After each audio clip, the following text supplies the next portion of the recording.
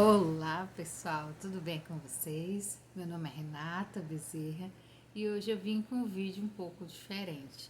Como hoje é véspera da véspera das eleições no Brasil, hoje é sexta-feira, né? As eleições serão domingo, e eu venho dispor para vocês um pouquinho da história e da importância do voto, que é para nós brasileiros, né? Como é essa evolução? Para quem não sabe, eu sou eu sou mesária desde meu primeiro voto com 16 anos. Então, eu acredito sim nas eleições e mais questiono alguns pontos e vou colocar aqui para vocês minhas opiniões, são minhas opiniões, tá, gente? Então, se liga no vídeo, se inscreva no canal, deixe seu like, dê seu comentário e fique à vontade, tá bom? Um pouquinho da história do voto no Brasil, né? O voto no Brasil começou em 1532, quando foi a primeira eleição, foi para a escolha do Conselho da Vila de São Paulo, né? Em 1824, o voto passou a ser obrigatório para os homens maiores de 25 anos, alfabetizados e ricos, quer dizer, só a nobreza poderia votar, isso por volta de 1824, né? Aí, em 1932, as mulheres finalmente ganharam o direito de votar. Mas olha só, não eram todas as mulheres, não, hein? Eram mulheres casadas, tinham uma série de critérios, então não era qualquer mulher que poderia votar, não. Né? Mas já era um avanço, né, para as mulheres que não podiam votar. E é importante pontuar que até hoje nós precisamos de mulheres que estude nessa linha, que se envolva na política, que se candidate, que tenham propostas, que sejam honestas, que encarem de frente, né, encare de frente todas as necessidades que as mulheres têm, né? Até hoje a gente é vítima de violência, tem casos também de homofobia, então as mulheres representam toda uma categoria que não se fecha só na mulher, né? Ela é ela é a mãe, ela é a matriarca de uma categoria que, que pode expandir, que pode ser explorado mais, que pode erguer a bandeira né, não só do feminismo, mas de abrir a porta para o diálogo, né?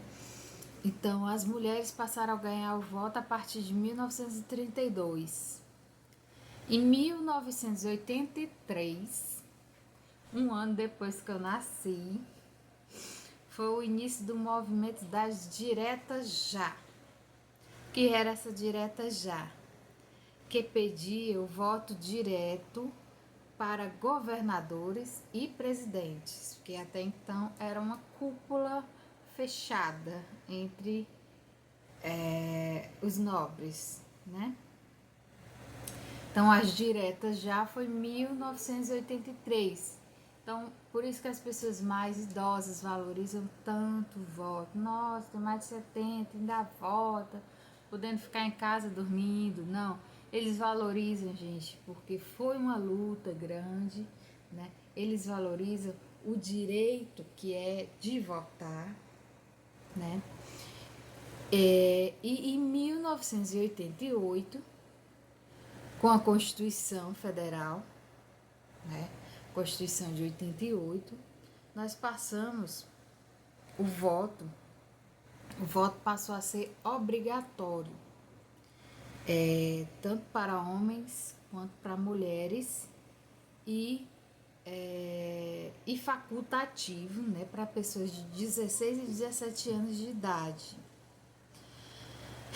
E facultativo também para maiores de 70 anos. Então, a partir da Constituição de 1988, passou-se a ser obrigatório o voto para todos. Nossa, isso foi uma vitória na época. Mas é algo que eu, Renata, não concordo muito, porque o voto para uma evolução de uma cidadania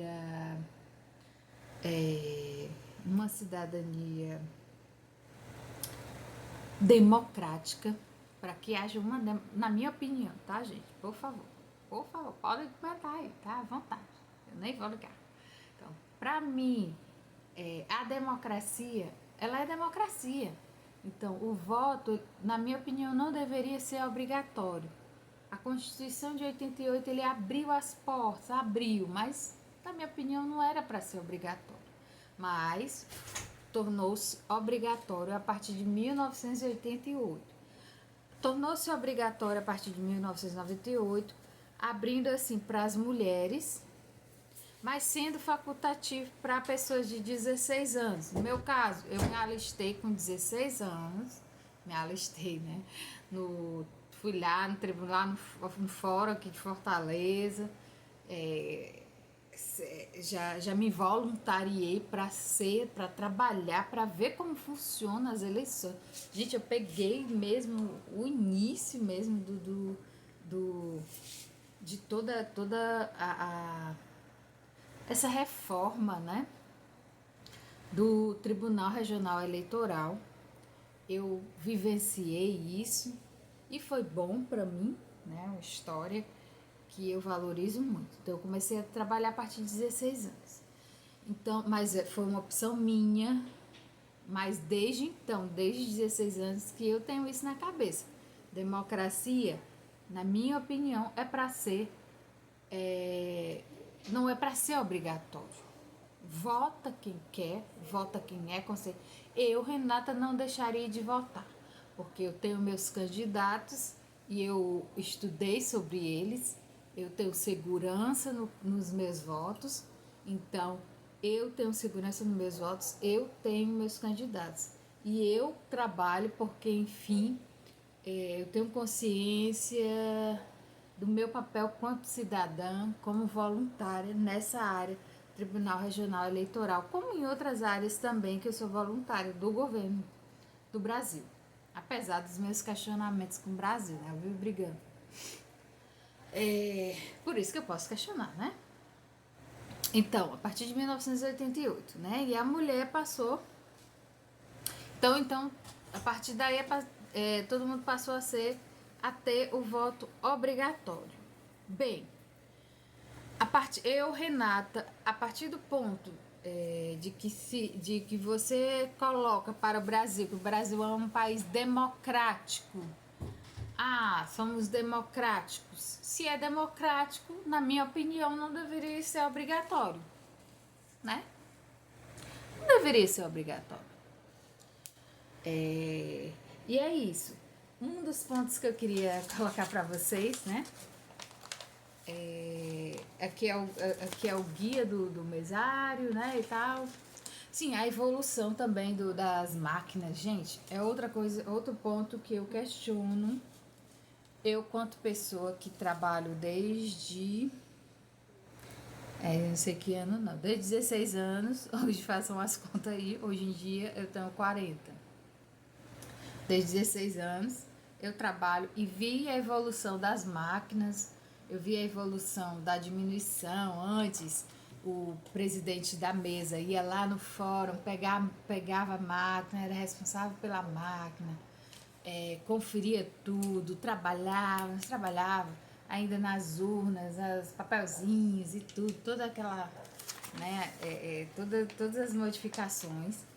Uma das coisas que eu questiono é a modernização das urnas eletrônicas no Brasil. Parabenizo o Tribunal de Justiça, Tribunal Regional Eleitoral e Tribunal de Justiça Eleitoral pelas urnas. Nós já estamos com a urna nova, a urna 2020, 2020 foi feita no ano da pandemia. Ó, ela se tornou cada vez menor. Ela tá bem pequenininha, tá passando aí a propaganda, né? E ela tá cada vez mais moderna. Ela é modelo para o mundo todo. As pessoas não, alguns países, inclusive países de primeiro mundo, se não me engano, perdão se eu estiver enganada, pede emprestado a máquina para a utilização das eleições fora, né? Quer dizer, o Brasil é o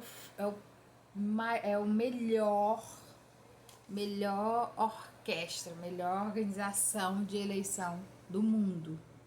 É onde tem as melhores máquinas, as máquinas mais evoluídas do mundo. Como é que pode um país de terceiro mundo ter as máquinas mais potentes do mundo, enquanto no Japão, por exemplo, que é um país de primeiro mundo, ainda usa o papelzinho? Quer dizer, é algo, na minha opinião, Renata, tá, gente? É algo a se pensar. Ai, que legal, nós temos as melhores máquinas para votar. E por que tantos... E por que tanta gente? Deputado federal, deputado estadual, senador, governador, presidente, blá blá blá blá blá. Ainda tem. Gente, é tanta gente que vocês nem têm noção. E o que cada um faz, né? O brasileiro, ele não tem essa noção. O que cada setor faz, o que o deputado federal faz, o que o deputado estadual faz. Falta essa elucidação. Eu acho que o Brasil, ele poderia evoluir na educação, na saúde, no lazer, na juventude, nas universidades, nas pesquisas, né? E não na máquina que vai eleger os nossos governantes. E, gente, praticamente é isso. E antes de terminar o vídeo, tá faltando só um pouquinho. Antes de terminar o vídeo, eu queria só que vocês, por favor, levem a colinha. Precisa da colinha. Ah, mas eu decoro tudo. Não, mesmo que decore, gente, ó. A ordem é básica, tá? A ordem é deputado federal, tá? Deputado federal. Você vai colocar lá os números. Então, leve a colinha. Quem é do seu deputado federal? Que o primeiro item que vai aparecer lá é deputado federal. Depois, deputado estadual. Depois, senador, 3 números. Governador, 2 números. Depois, presidente, 2 números. Renata, são muitos números? São muitos números. Então, levem a colinha, tá? Vai ser muito cheio esse ano as eleições. Sempre para presidente é cheio. Então, tenham consciência de quem vocês vão votar. Tenham respeito pelas pessoas. Respeite o candidato do outro. Não briguem. Então, é isso. É isso que eu quero deixar para vocês como mensagem. Espero que vocês tenham gostado. Um grande beijo e até mais.